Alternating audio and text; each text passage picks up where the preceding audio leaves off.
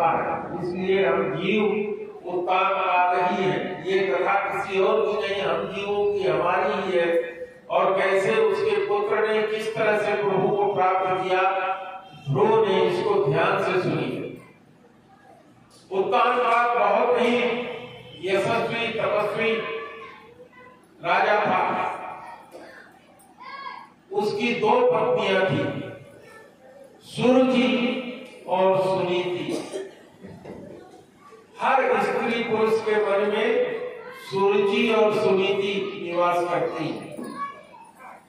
कथा कहने से पहले मैं आपको बताना चाहता हूं, ताकि आप इस कथा से अपना तादाद स्थापित करें। सुरुचि का मतलब होता है हमारे रुचि के अनुसार जो हम चाहते हैं उसी का होना, और सुनीति का मतलब होता है क्या उचित है और क्या अनुचित है, उसको विचार करके करना।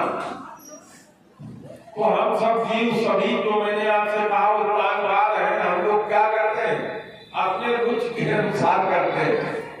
घर में शाम को कहते हैं कि हमारी रुचि आज खाने की ये है, हमारी रुचि पहनने की ये है, हमारी रुचि करने की ये है। तो राजा उत्तानपाद की दो पत्नियां थी। बहुत दिनों तक दोनों पत्नियों से कोई पुत्र उत्पन्न नहीं हुआ। जैसा कि हम सब लोग व्यवहार करते हैं, सुरुचि वही बात कहती थी जो राजा के मन को भाती थी, वही काम करती थी जो राजा चाहता था। और जब सुनीति कहती थी कि महाराज आप महाराज हैं, आपको न्याय करना चाहिए, सबके साथ एक समान रहना चाहिए, आचार विचार व्यवहार में एक समान न हो करके अपने को सत्य प्रतिज्ञ, अपने को सांसारिक नष्ट होने वाली चीजें से दूर करके भगवान की उपासना, भगवान का भजन, दान पुण्य क्रियाशीलता में रखना चाहिए। इस सुस्त विषयों में मन राजा उत्तानपाद का, जो राजा ये जीव हमारा हम आप है, इसका मन उसमें लगता है क्या? नहीं लगता।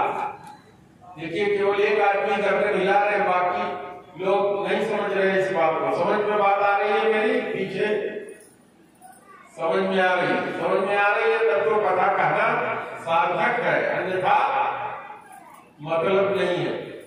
तो जीव की स्थिति क्या है? वो सुरुचि के अनुसार चलता है। जो उसके मन वाली बोल देता है उसके तरफ वो हो जाता है, और जो उसको नीति की बात, अच्छी बात बताता है, उसका वो उपेक्षा कर देता है। इसी तरह से राजा उत्तानपाद ने अपनी पत्नी सुनीति को महल के बाउंड्री के अंदर ही बाहर कर दिया। और सुनीति का परिणाम क्या हुआ? एक छोटी सी झोपड़ी बना करके वो उसमें निवास करती थी। समय आने पर सुनीति से ध्रुव का जन्म हुआ और सुरुचि से उत्तम नाम का पुत्र उत्पन्न हुआ। क्योंकि वो सुरुचि का पुत्र था, उसकी मां राजा को ज्यादा प्रिय थी, तो वही राजा की गोद में खेलता था।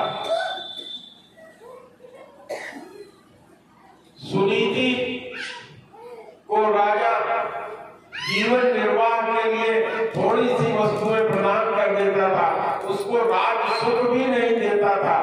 वो सुख लेती ही नहीं थी। वो कहती थी कि मैं अपने हाथ से अपना काम करूंगी, अपने हाथ से